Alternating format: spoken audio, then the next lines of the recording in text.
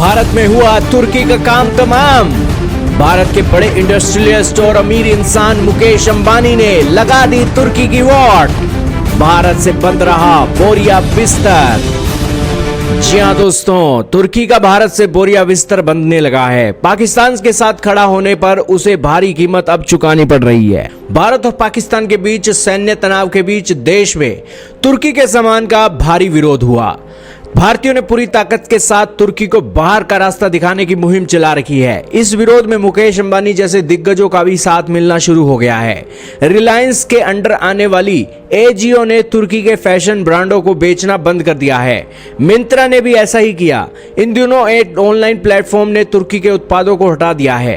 तुर्की ने भारत पाकिस्तान के बीच संघर्ष में दुश्मन का समर्थन देकर भारत के खिलाफ दुश्मनी मोल ले ली है। यही कारण है कि भारतीय एकजुट होकर तुर्की के सामानों को ना बेचने का फैसला कर चुके हैं। हाल ही में CAIT जैसे व्यापारी संगठन भी तुर्की और अजरबैजान के साथ व्यापार बंद करने का आह्वान कर चुके हैं। इन घटनाओं से भारत और तुर्की के बीच व्यापारिक रिश्तों में बड़ा बदलाव आ सकता है। भारत ने पाकिस्तान में आतंकवादी ठिकानों को नष्ट करने के लिए ऑपरेशन सिंदूर चलाया था। इसके बाद तुर्की और अजरबैजान ने खुलकर पाकिस्तान का समर्थन किया था। इसी वजह से भारतीयों में तुर्की के प्रति नाराजगी है, क्योंकि इन्होंने मामले की गंभीरता को देखे बिना 26 बेकसूर लोगों के एक पहलगाम के अंदर उनका धर्म पूछकर मारे जाने के बावजूद भी इन्होंने पाकिस्तान का साथ देकर यहां पर दिखा दिया है कि ये दोनों ही देश अंधे हैं और इन्हें सच्चाई दिखाई नहीं देती है। रिलायंस की एजियो ने कोटान, LC वाइकिकी और मावी जैसे तुर्की फैशन ब्रांडों को भारत में बेचना बंद कर दिया है। ये सभी उत्पाद अब प्लेटफॉर्म पर आउट ऑफ स्टॉक दिखाई दे रहे हैं।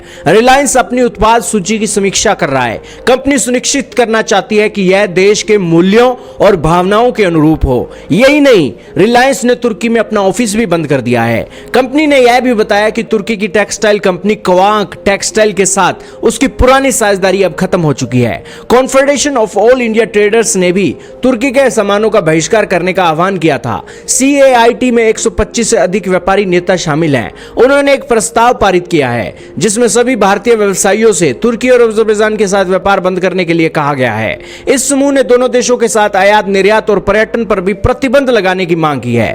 CAIT का कहना है कि तुर्की और अजरबैजान ने भारत को निराश किया है, खासकर तब जब भारत ने अतीत में मानवीय और राजनीतिक प्रयासों के माध्यम से उसका समर्थन किया था। व्यापारियों के समूह ने निर्यातकों और आयातकों को तुर्की और अजरबैजानी कंपनियों के साथ व्यापार न करने की चेतावनी भी दे दी है। CAIT ने यह भी कहा कि वह उन भारतीय फिल्मों का भी बहिष्कार करेंगे जिनकी शूटिंग तुर्की या अजरबैजान के अंदर होती है। उन्होंने फिल्म निर्माण कंपनियों से इन देशों में प्रचार सामग्री की शूटिंग न करने के लिए भी कहा है। CAIT का कहना है कि भारत ने हमेशा तुर्की और अजरबैजान का साथ दिया है, लेकिन इन देशों ने मुश्किल समय में भारत का साथ नहीं दिया। इसलिए भारत को भी इनके साथ व्यापारिक रिश्ते रखने की कोई जरूरत नहीं है। CAIT ने सरकार से मांग की है कि वह तुर्की और अजरबैजान के साथ सभी तरीके के व्यापारिक समझौते रद्द कर दे। फ्लिपकार्ट के स्वामित्व वाली मिंत्रा के पास भारत में ट्रेंड्यूल को बेचने का विशेष अधिकार था। ट्रेंड्यूल तुर्की ब्रांड है जो महिलाओं के पश्चिमी कपड़ों के लिए जाना जाता है।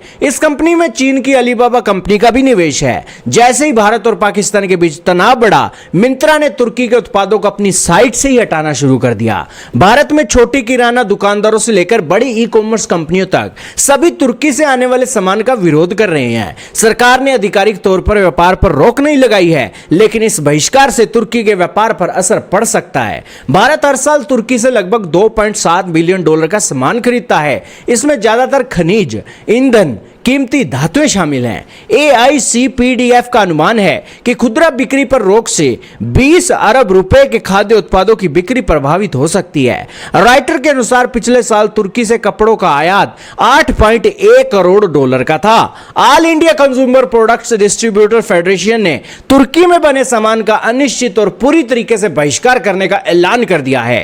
कहने की बात यही है, 100 बातों की एक बात भी यही है, चाहे मेक माई ट्रिप हो, आइक्सिगो हो, क्लियर ट्रिप हो, ईज माई ट्रिप हो, इक्सिगो ने तो तुर्की और अजरबैजान और चीन के लिए भी सभी बुकिंग रोकने का फैसला किया है।